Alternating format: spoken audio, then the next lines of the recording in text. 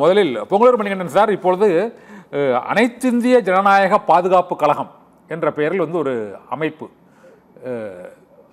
சசிகலாவும் doctor ராமதாஸும் இணைந்து அந்த அமைப்பை வந்து உருவாக்கி இருக்கிறார்கள்.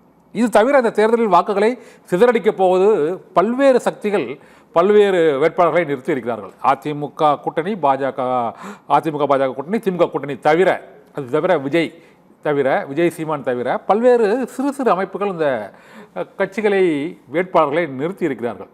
இந்த அமைப்புகள் மூலமாக இப்பொழுது புகழேந்தி சார் போன்றவர்கள் வந்து திமுக கூட்டணியில் இணைந்து ஆதரவு தெரிவித்திருக்கிறார்கள். அதிமுகவில் பல தலைவர்கள் பல்வேறு அமைப்புகளாக பிரிந்து இருக்கக்கூடிய சூழ்நிலையில் இப்போதைக்கு சசிகலா, டாக்டர் ராமதாஸ் ஒரு 11 வேட்பாளர்களை பாட்டாளி மக்கள் கட்சிக்கு எதிராகவே நிறுத்தியிருக்கிறார்கள். இது தவிர டிடிவி தினகரன் போட்டியிடக்கூடிய இடங்கள் உள்ளிட்ட தென் மாவட்டங்களில் சசிகலாவின் அந்த அனைத்திந்திய ஜனநாயக பாதுகாப்பு கழகம், இந்த இரண்டும் இணைந்தது அவர்கள் தரப்பில் வேட்பாளர்கள் நிறுத்தப்பட்டிருக்கிறார்கள். இது போன்ற வேட்பாளர்கள், அதிருப்தி வேட்பாளர்கள் ஆங்காங்கே நிறுத்தப்பட்டிருப்பதால் இந்த தேர்தல் களத்தில் அந்த அதிருப்தி என்பது ஒரு பெரிய அலையா வீசுவதற்கான வாய்ப்பு இருக்குதா? நீங்க எப்படி ஃபீல் பண்றீங்க பொங்கலூர் மணிகண்டன் சார்?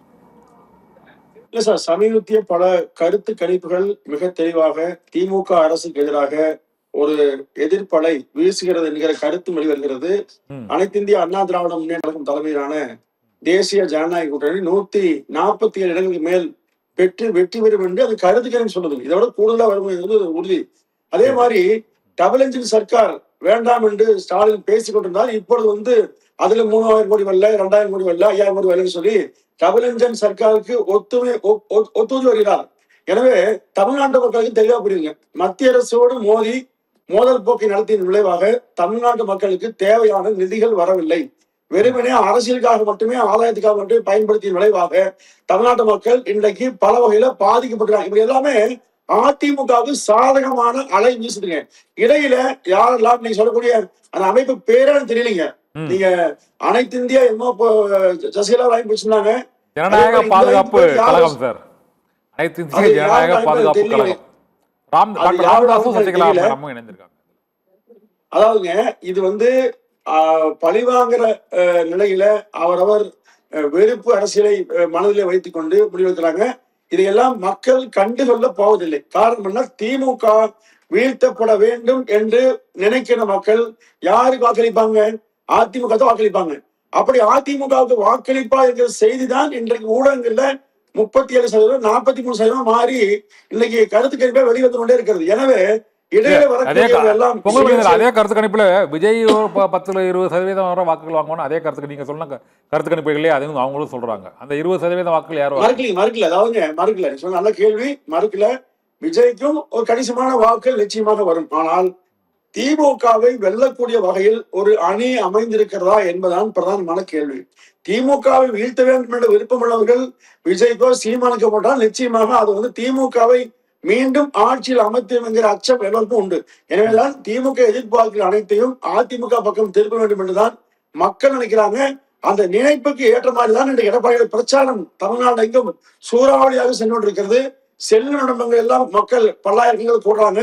அந்த மக்களுடைய எழுச்சியே மிகப்பெரிய சான்று. அதிமுக மிகப்பெரிய வெற்றியை பெற்று ஆட்சி அமைக்குங்க.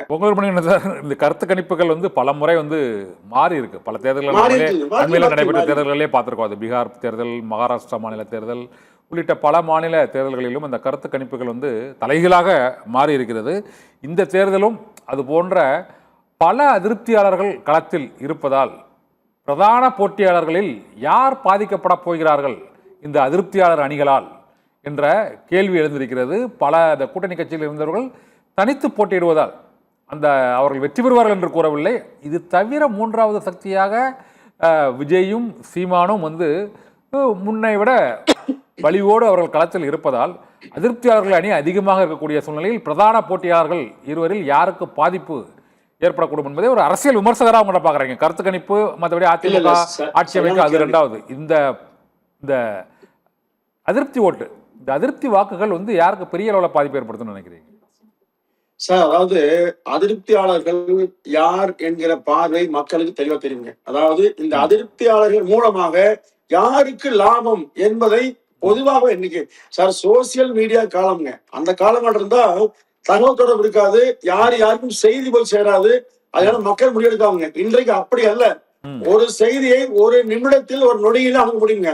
எனவே நீ குறிப்பிடக்கூடிய யாராக இருந்தாலும் அவர்கள் திமுகவுக்கு உதவ விரும்புகிறார்களா அல்லது இந்த அணியை தோற்கடிக்க விரும்புகிறார்களா, இந்த கேள்வி எல்லாம் நிச்சயமாக அவர்களுக்கு தெரியுங்க. எனவே இவர்களை ஆதரித்தால் என்ன நடக்கும் தெரியும். அதே மாதிரி அதிருப்தி உள்ளவர்கள் எந்த செல்வாக்கும் இல்லாதவர்கள், எந்த சொல்வாக்கும் இல்லாதவர்கள், அவர்களால் மக்களை அணுக முடியாது, செய்ய முடியாது. அவர் மக்களோட நெருக்கமா இல்லாதவங்க. திமுக அரசுக்கு எதிராக இதுவரை அவர்கள் மக்களை திரட்டி எந்த போராட்டமோ அல்லது எந்த எதிர் பிரச்சாரமோ செய்யாமல் அமைதி காத்தவர்கள். வெறுமனே தேர்தல் நேரத்தில் மட்டும் காட்சி அளித்தால் நிச்சயமாக அவர்கள் ஆதரவு தரமாட்டார்கள். நிச்சயமா தெரியுங்க. அவர்கள் எதற்காக நிற்கிறார்கள் என்பது தெரியுங்க. அமமுக கூட எதுவும் போராட்டம் நடத்த மாதிரி தெரியல. டிடிவி தினகரன் கூட எதுவும் போராட்டம் நடத்த மாதிரி தெரியல. கடைசி நேரத்துல தான் இல்ல, அவருக்கு என்று சார் அவரு நிரூபிக்கப்பட்ட வாக்குவடி உண்டு. நீங்க சொல்லக்கூடிய புதிதாக அதிமுக பேர்ல யார் கட்சியா இருந்தாலும் ஒரு வாக்கு வங்கியை அவர் திரட்டி தேர்தலில் போட்டியிட்டு நிரூபிக்காமல் வெறுமனே லெட்டர் பேடில் அமைப்பு உருவாக்கி ஆதரவு அளிப்பதெல்லாம் அல்லது தேர்தல் நிற்பதெல்லாம் ஒரு பொருட்டாக மதிக்க வேண்டிய அவசியம் இல்லை. இப்ப எம்ஜிஆர் அதிமுக சொல்லி பன்னுட்டி ராமசாமி ஆரம்பிச்சாரு. அவர் கட்சி போச்சாரு, அனி மாதிரி தாவாக்கு போயிட்டாரு. அது மாதிரி எல்லா கட்சியுமே யாருமே இல்ல. அப்போ ஆள் இல்லாத ஊர்ல இழுப்பு பூ சக்கரைக்கிற மாதிரி ஆளே இல்லாமல் பணவளமை வைத்துக் கொண்டு ஒரு சிலர் தேர்தல் யுகத்துல தன்னை அடையாளப்படுத்திக் கொள்ள விரும்புறாங்க. அதை மக்கள் முறியடிப்பாங்க. மக்களே எதிரியா நிற்பாங்க.